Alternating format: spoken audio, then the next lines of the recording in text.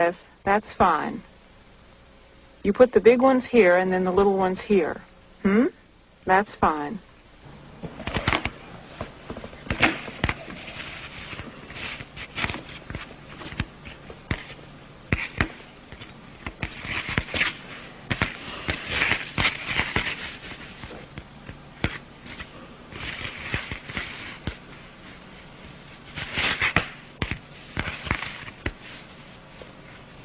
Yeah.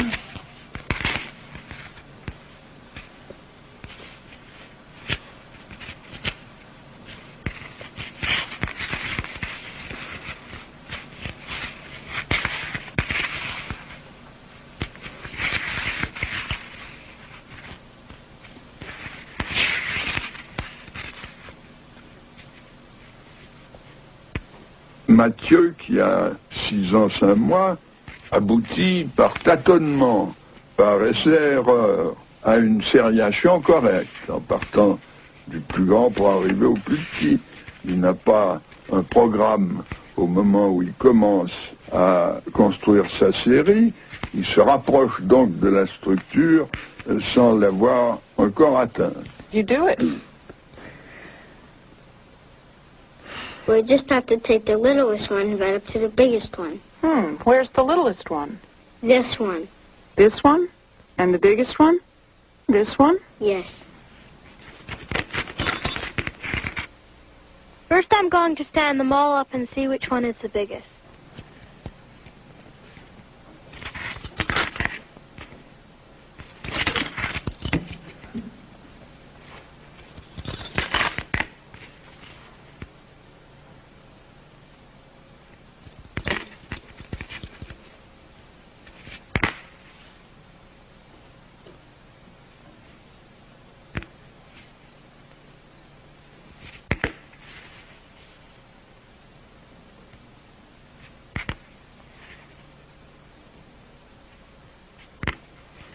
Can you tell me what you did?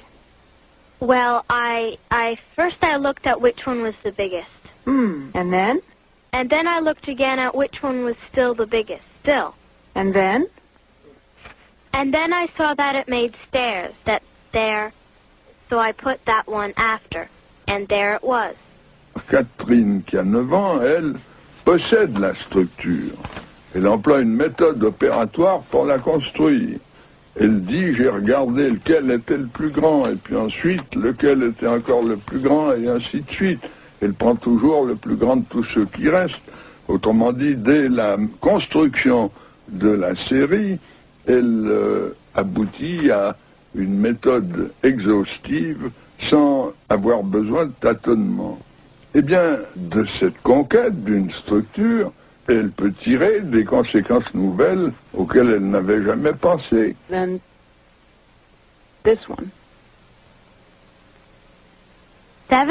7. You counted them fast, Yes, I did 3 plus 4, I looked. And how many of the sticks are there that are smaller than this one?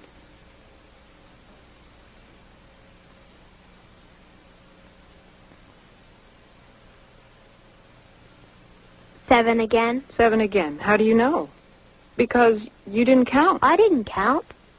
But it's easy to know because there are 7 in this direction. And it's easy that there are 7 in the other because it's the same. It's the same thing. Comme vous venez de voir, on lui demande combien il y a d'éléments plus grands que le plus petit, et elle les compte. Et ensuite on cache et on lui demande combien il y a d'éléments plus petits que le plus grand. Elle n'a pas besoin de les compter, elle déduit tout de suite que ce sont les mêmes, et elle répond 7 comme elle avait compté 7 dans l'autre sens. Vous voyez ici la structure qui n'est pas simplement une construction d'une organisation sériale, mais qui en tire des conséquences auxquelles l'enfant n'avait jamais pensé puisqu'on ne lui avait jamais posé cette question. Autrement dit, la structure est source de pouvoir déductif, et tout en étant essentiellement, comme je l'ai dit à l'instant, l'ensemble de ce que l'enfant sait faire et non pas l'idée qu'il s'en fait.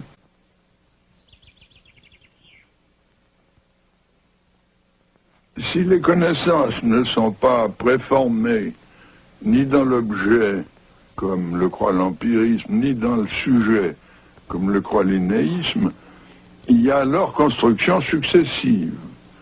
Et le développement de l'intelligence, à cet égard, apparaîtra comme une série de constructions qui prolongent l'embryogénèse, qui prolonge l'épigénèse, la formation de l'organisme lui-même. Et ces constructions successives, et par le fait même qu'elles sont successives, marquent alors une série de paliers hiérarchiques que nous appellerons des stades. Et en gros, nous pouvons, des stades, ou si vous préférez, des niveaux. En gros, nous pouvons distinguer 4 grands stades. Les premiers se manifestent avant le langage, c'est le niveau de l'intelligence sensorimotrice. Ensuite, c'est le niveau des premières représentations avec l'aide du langage, mais sans encore atteindre les opérations au sens que nous avons défini tout à l'heure. Ce sera la période préopératoire, dont vous venez de voir des exemples à propos de la sériation avant que l'enfant atteigne l'opération. Ensuite, nous avons le niveau des opérations que nous appellerons concrètes parce qu'elles portent sur des objets manipulés ou manipulables pour l'enfant. Et puis finalement, il y a un niveau supérieur où l'enfant peut raisonner sur des hypothèses aussi bien que sur des objets et que nous appellerons les opérations formelles. Eh bien, pour étudier ces stades, nous présentons à l'enfant des séries de petits problèmes. Problèmes de série, comme on l'a vu, problèmes de volume, comme vous allez le voir dans des expériences tout à l'heure. Mais ces problèmes sont absolument nouveaux pour l'enfant. Il n'y a jamais réfléchi. Avant de se trouver face à un psychologue, s'était jamais posé ces questions-là.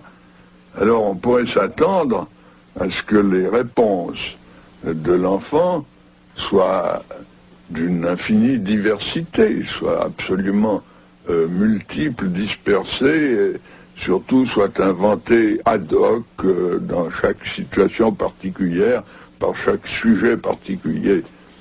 Eh bien, ce qui est au contraire d'étonnant, et cet étonnement, je l'ai depuis 50 ans que je travaille dans ce domaine, ce qu'il y a d'extraordinaire, c'est qu'au même âge, des enfants d'un même milieu, j'entends par milieu la collectivité adulte, les enfants d'un même âge, en gros, donnent toujours les mêmes réponses. Il y a une convergence étonnante.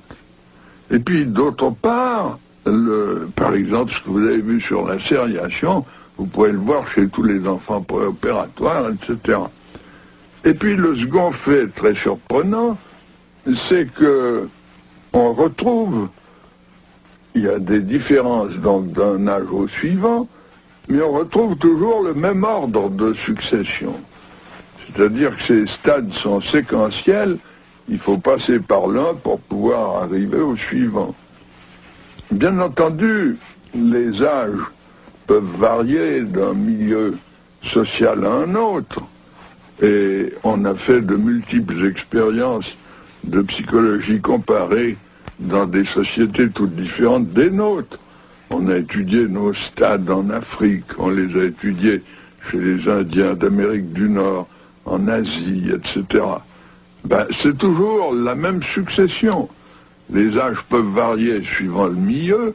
Prenons un exemple de variation, ce sont les recherches faites en Iran. Chez les petits écoliers de Téhéran, les âges sont les mêmes que chez les petits écoliers de Genève.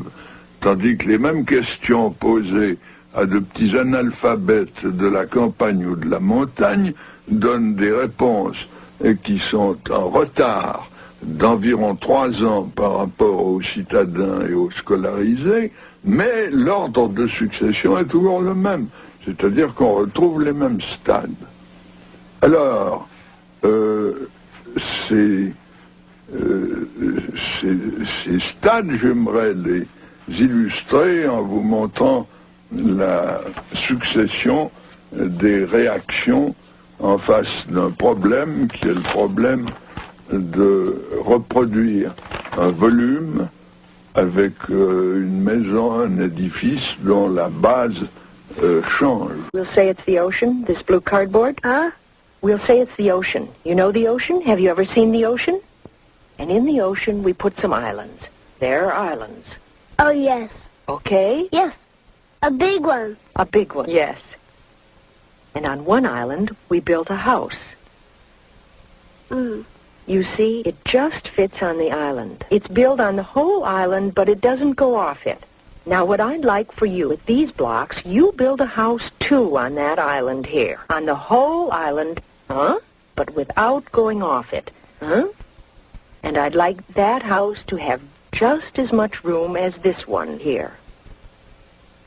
Okay. Do you understand? Just as much room as in this one. More? Just as much. Okay? Go ahead.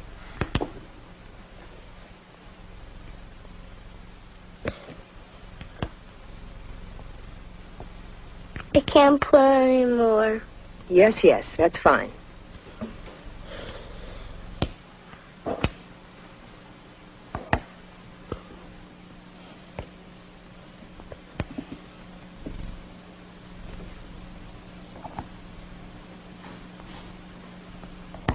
There.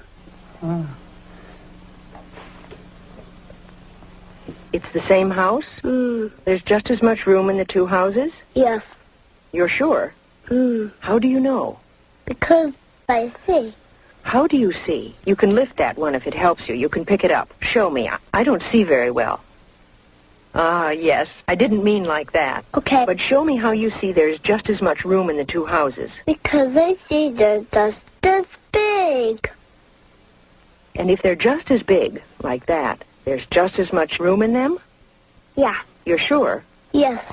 Donc le plus jeune, à 4 ans, n'a aucune idée du volume.